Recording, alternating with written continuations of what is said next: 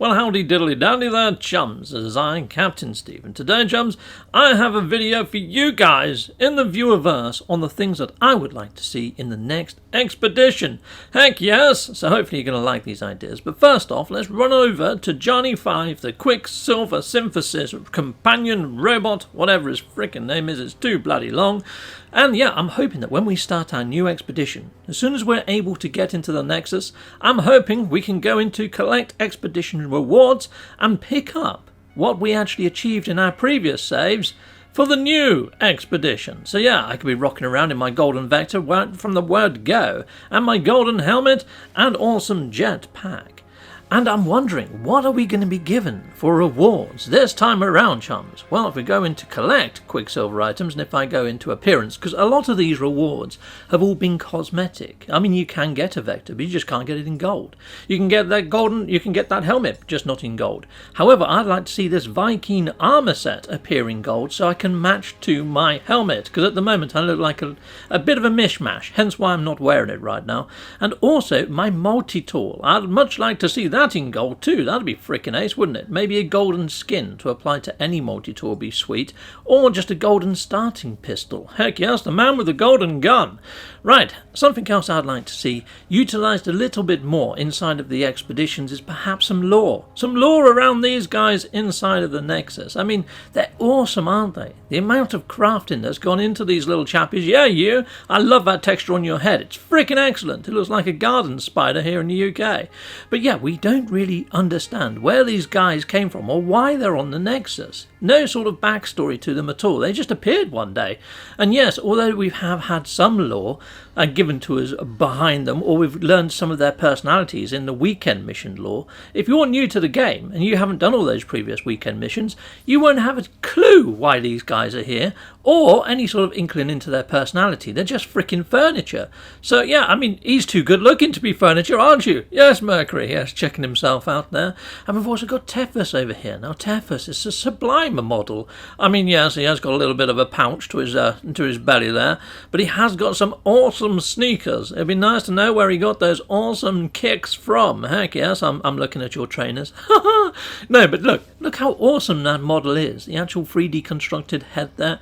Freaking great. I like the characters, and I would like some character backstories, because at the moment they haven't been fleshed out at all. And I think that the Expedition Season 1, the Pioneers, really lacked any sort of lore or any sort of new additions to story content.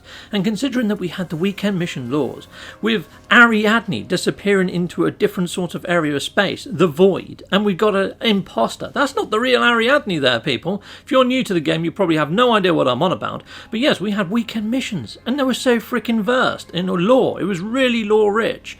Anyhow, I'm also hoping to see scripted planets. Here you go, I'll hit up on the screen here, Executamondo.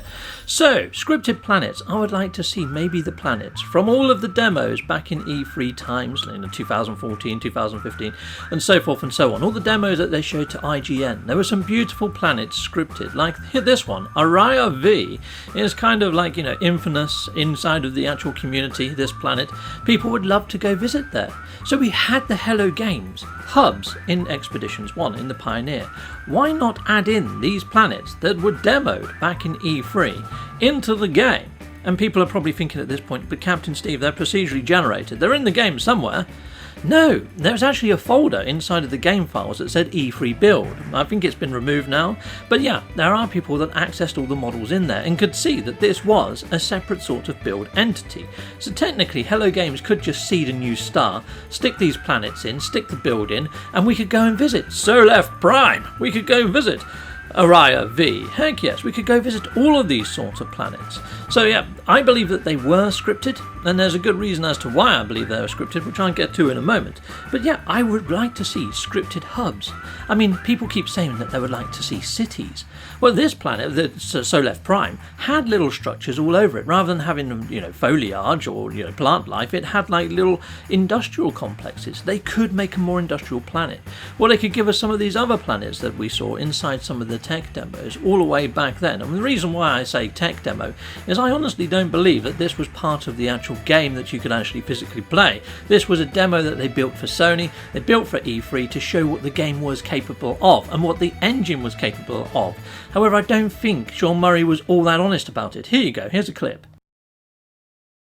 Showed at E3. I really like to kind of point out to people, I guess, that it's a real place, that you're in like a solar system. You know, it's kind of cool doing this on the E3 build because a lot of people would have seen just the quick 3 minutes that we showed or whatever, but it wasn't some level that we built or something like that, even though I think it looks quite nice in places.